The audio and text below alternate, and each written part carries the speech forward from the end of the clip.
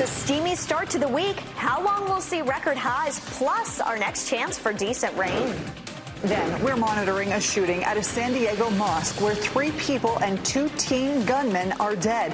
What we're learning about a possible motive. And celebration disqualification. A finish line celebration costs one North Carolina high school a state championship when officials deem it unsportsmanlike. So let's dig a little deeper into this viral moment and the waves it's making across the sports world. Hot temps in the forecast, hot takes on the track, and the plan to save homes from collapsing in the Outer Banks. A bit of a stretch, but I'd say that one's heating up too. Yeah. Welcome to WRAL News at 7 o'clock. A whole lot for you in tonight's newscast, and we want you to be part of it. Send us an email, 7 p.m. at WRAL.com. What should the news be covering? Tell us, and we'll talk about it right here at 7 o'clock. First up, some record heat at RDU. A high of 96 degrees, making today our hottest May 18th in over 100 years. Kat Campbell, let's talk about it. The heat sticks around. We could see some more records and maybe some storm chances. We got a lot to talk about this week. Bottom line, we had a record today, we had a record yesterday, and we may have 2 more to come. 4 records in a row would be pretty impressive for May. One quick note about today's record high of 96. It's the earliest that we have ever hit 96 degrees in the year.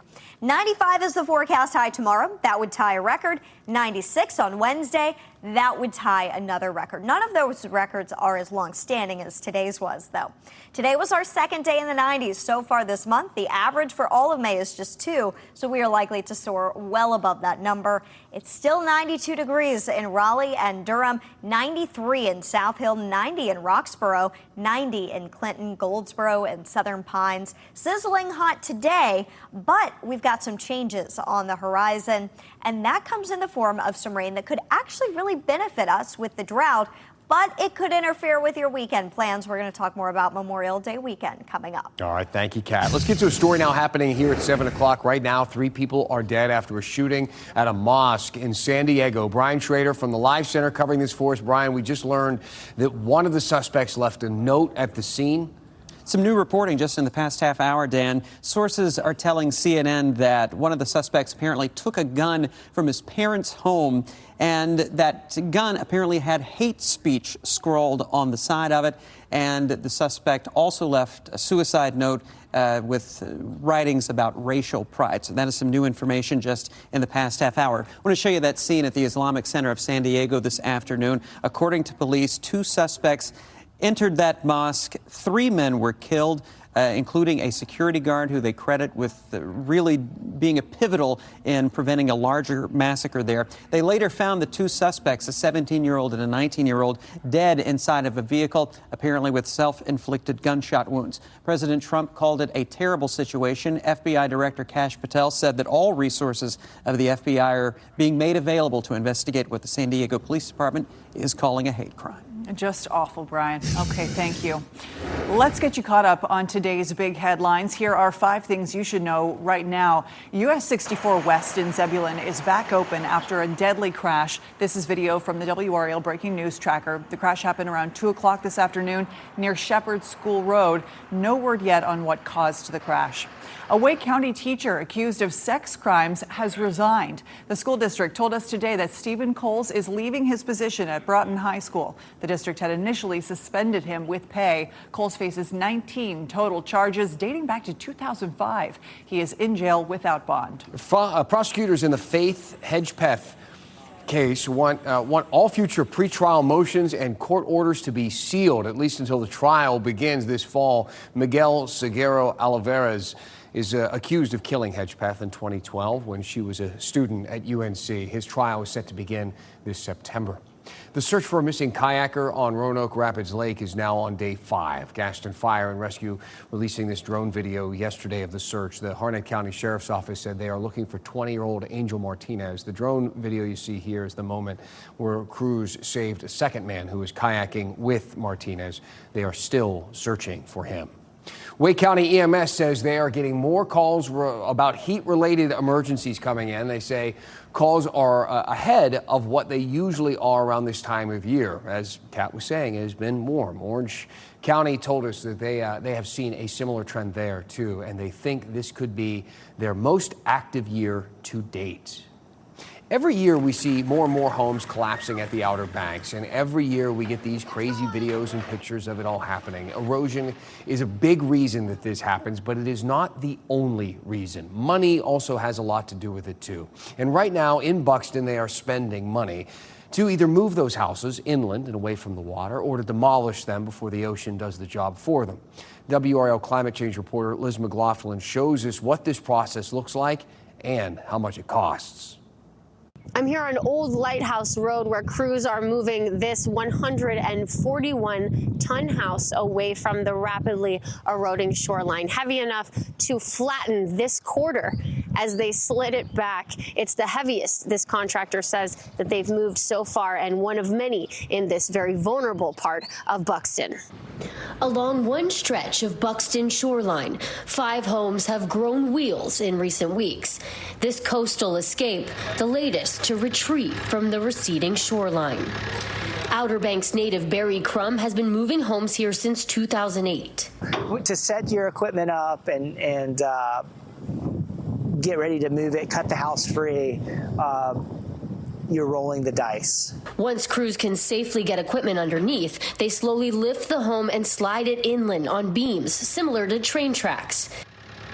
Onlookers stopped to watch the move unfold, including Richard Moses, who's been vacationing here for 60 years. Nice that they were able to save some of the homes anyway, because it was horrible seeing, these homes falling into the water.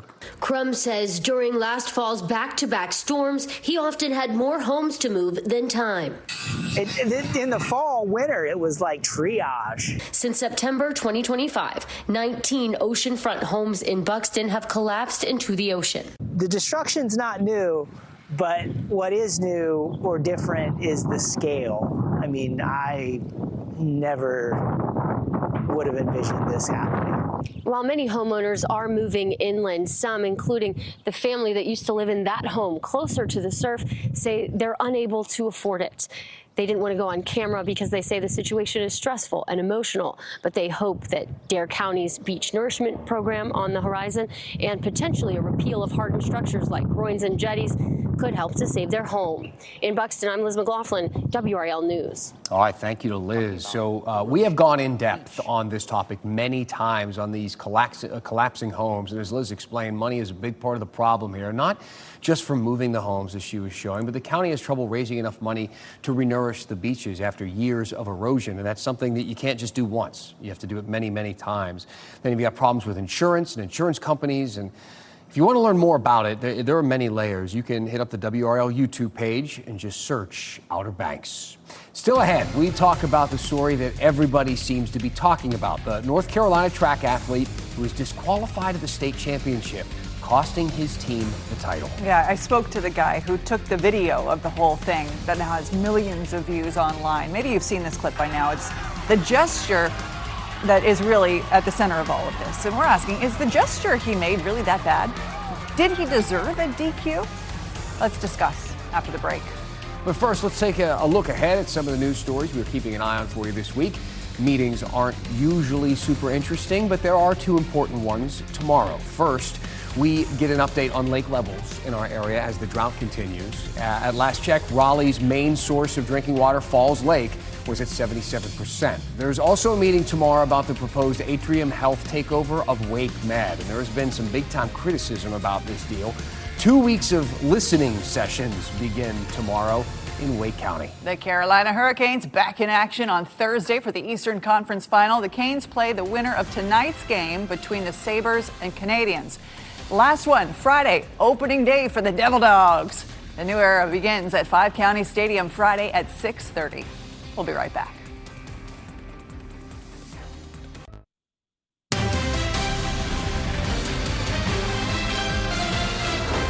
What does this picture mean to you?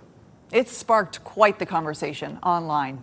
This is a North Carolina high school track athlete holding up his hand as he crosses the finish line in the final race of the state championship on Friday. Maybe you saw this over the weekend, or maybe it's all new to you. Either way, let's break this down. Long story short, a high school lost out on a state championship in North Carolina because of how an athlete celebrated in the final race of the meet.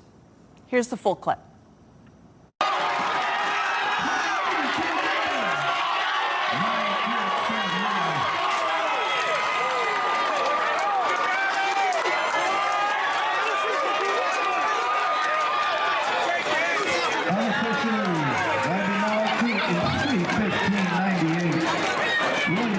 That student athlete is Nyan Brown from Mallard Creek High School in Charlotte.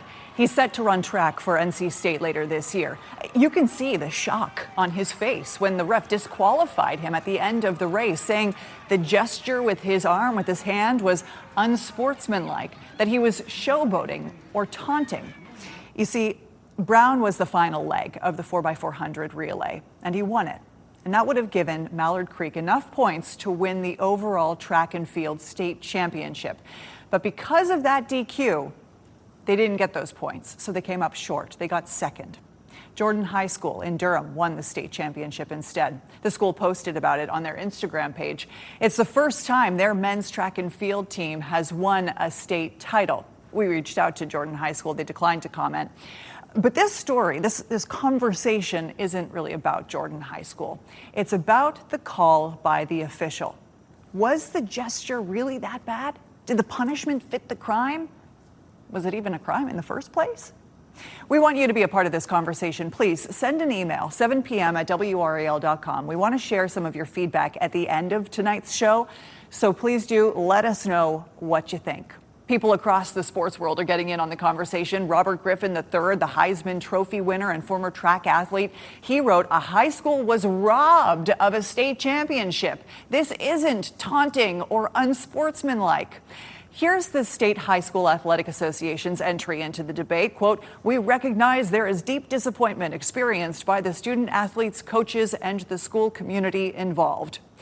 And here's a statement from the athlete, from Nyan Brown. It reads in part, "While I am disappointed in the final decision, I believe this moment creates an opportunity for a larger conversation to create clearer expectations for how young athletes can express joy in meaningful moments." Mallard Creek, by the way, is now appealing the ruling to the State Board of Education. The state rules ban taunting and flagrant behavior and disrespecting officials, and this can result in a disqualification.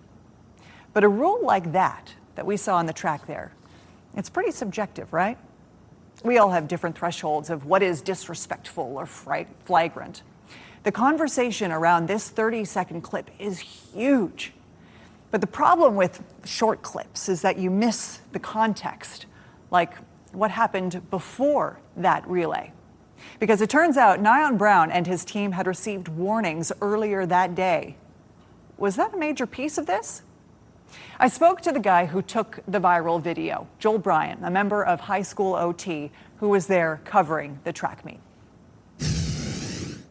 Look, Joel, I am so glad to be chatting with you. This story that you broke has drawn incredible reaction online. More than 8 million views on X alone, thousands of comments. Now, since your story, what's your impression now that you've had some time to process it?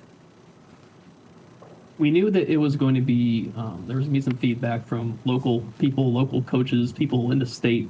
We kind of had a feeling that people, locally were not going to be happy with it. But what's been surprising is just kind of the national attention it's gotten. It's pretty much a universal kind of agreement that, it probably shouldn't have happened the way it did.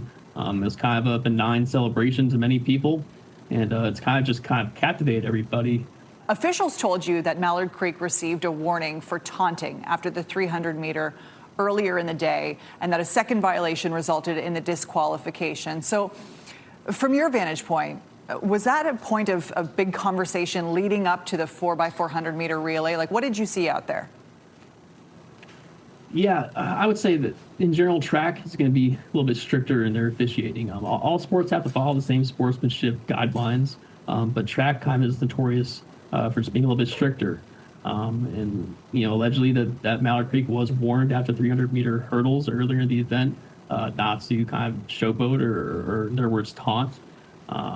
So that allegedly they were warned of that. That's what the officials said. I did not see that personally. But I do know that the officials did come up to us, the media, afterwards and encouraged us to not basically encourage them to kind of celebrate and showboat because it will result in a disqualification.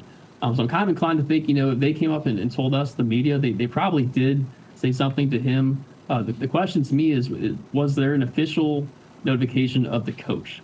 Because the whole point of high school sports and everything, it's really all learning, right? So we have to kind of give these notifications to coaches so they can make a teaching point so that doesn't happen again. And Mallard Creek asserts that they were not giving they're not given a formal warning by the official that Nyan was kind of given this warning.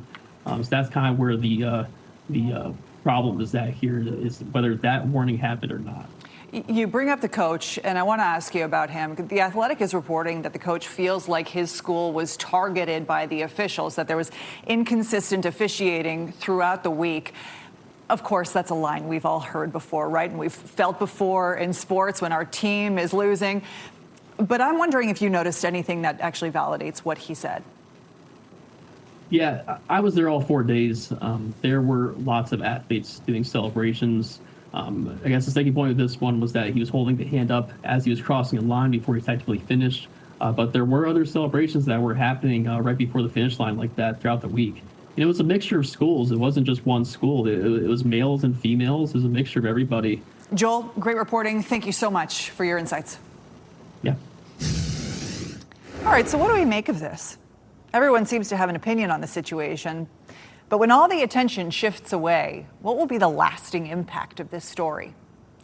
I go back to what Nyan Brown said in his statement, that he hopes this leads to clearer expectations for young athletes. Maybe that's possible. Maybe they change the rules, or maybe they change how they interpret the rules, or maybe they change how the rules are enforced. Maybe that will be the lasting impact, keeping the conversation going even when the noise quiets down. Keep those emails coming, 7 p.m. at WRAL.com. We know you've got thoughts on this. Let us know what you think about the video and where you land in this conversation. We'll try to get to a few of your emails at the end of the newscast. Guys? All right, Ashley, good stuff. Kat Campbell joining us now. So really hot day today, and we are going to get used to this because we may be breaking records one after the next. And I think you said earlier this is the earliest in the year we have hit 96 degrees. Yeah. We've never had 96 this early on. So, that's a pretty big number for us this time of year. And my concern is we're not really going to see rain until Thursday, and that's when the new drought monitor comes out. And this rain isn't going to get here until after the new drought monitor comes out. So when you've got 4 days in a row of record heat and no rain, then, we may see some worsening on the drought monitor when we get to this week's. However, there is some rain toward the end of the week, and this could be really good news for North Carolina, given the drought. 89 Thursday, still hot, but a cold front gets here later in the day, and that begins our storm chances because that cold front turns into a stationary front, meaning it gets stuck and it's just going to stall out and kind of waver around and spark new regions of showers and storms each day through the weekend. Not a washout weekend. It's not going to rain all day every day, but we do have rain in the forecast each day for at least a period of time. So here's the cold front right now, still a ways away from us. We're not going to see any rain from it tomorrow. It is just a hot day tomorrow and another hot day Wednesday. In fact, we're back up to 96 degrees on Wednesday. Wednesday night, we've got a 20% chance for rain. And then Thursday, mainly during the afternoon and evening, that is when rain chances start to climb. Let's take a live look at Carolina Beach here. Hard to see what's happening out here. Maybe some lifeguard training happening or something like that. Anyway, it was a beautiful day. There were so many people out on the beach earlier. For a Monday, I was impressed with how many people were out there. 92 degrees right now in Raleigh, 90 in Cary, 93 in Durham, 89 Holly Springs, and 91 in Garner.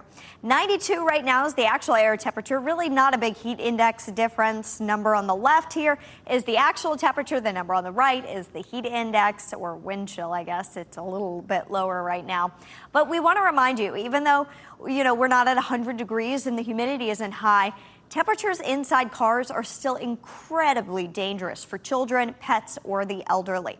After 10 minutes, if it's 90 degrees outside, inside your car, it's 109. After 30 minutes inside your car, it's 124 degrees. We just can't say that enough because every year, more and more children die in our area being left in hot cars. So we are going to bring it up all summer long for you, but we really want to get on top of it in terms of these early days of the heat.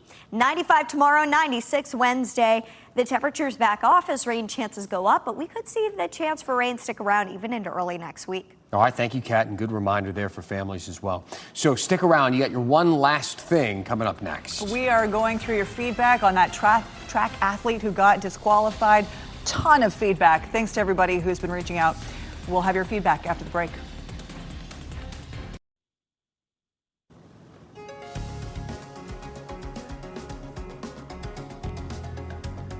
Tonight's One Last Thing is your feedback. Whoa, we've got a lot of people weighing in, emailing us about the track athlete who was disqualified. One viewer wrote, pro athletes need to be better role models. Humility is the sign of great sportsmanship. I don't know. What do you think? I mean, I come from I believe that pro sports are a different thing, that they get to do things differently than younger athletes. That said, pro sports that model has started to infiltrate all the other steps down. College, high school, these kids are looking to build brands. They're online. They have social media followings. And that could encourage some, people to act like the pros do. Why not? Well, let's talk about Tony. Tony. Tony wrote and said he's done it before and was told not to do it. Just follow the rules. He was warned, right? But there's all of this back and forth over, was he warned properly? Did the coach get involved? Did the coach know that he was being warned? There's all this back and forth there. Hey, let's check in with Dee. Dee said, taking away the win from that child for lifting his arm slightly is terrible. Can they not get excited about the win? Right. 2 seconds left in the show. You want to answer that one in 2 seconds? Good night. Maybe tomorrow.